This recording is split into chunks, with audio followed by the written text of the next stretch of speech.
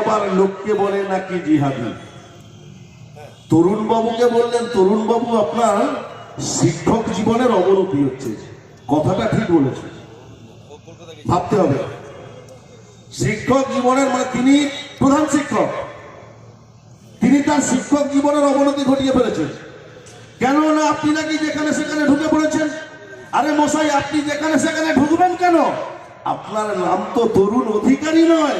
আপনার নামটা যদি অধিকারী হতো তাহলে আপনি যেখানে সেখানে ঢুকতে পারতেন। কোলাঘাট থেকে দীঘা পর্যন্ত অধিকারীরাই 35টা পদ নিয়ে তৃণমূল কংগ্রেসের সরকারে বসছিল। এই গাদ্দারদের উপযুক্ত শিক্ষা আমাদেরকে দিতে হবে। এই গাদ্দারদের উপযুক্ত তরুণ বাবু সম্পর্কে যে মন্তব্য করলেন, ওই ভদ্রলোককে জিজ্ঞেস করব, আপনার বাড়িতে কত পদ? কেন আপনার পেছনে টাইটেলটা অধিকারী বলে আপনাদের 25টা করে পদ থাকবে, আর তরুণ বাবুর টাইটেলটা মাইতি বলে একটার বেশি পদ থাকলে তিনি নাকি যেখানে সেখানে ঢুকে পড়ছেন। তার নাকি শিক্ষক জীবনের অবনতি হয়েছে, বিভিন্ন ধরনের কুৎসা করেছে। সমস্ত উত্তর আস্তে আস্তে পাবেন। আবার সভা সমিতি হবে নিশ্চিতভাবে, আবার বলবো, তার কারণ বক্তারা মঞ্চে আছেন, সন্ধ্যে নেমে গেছে।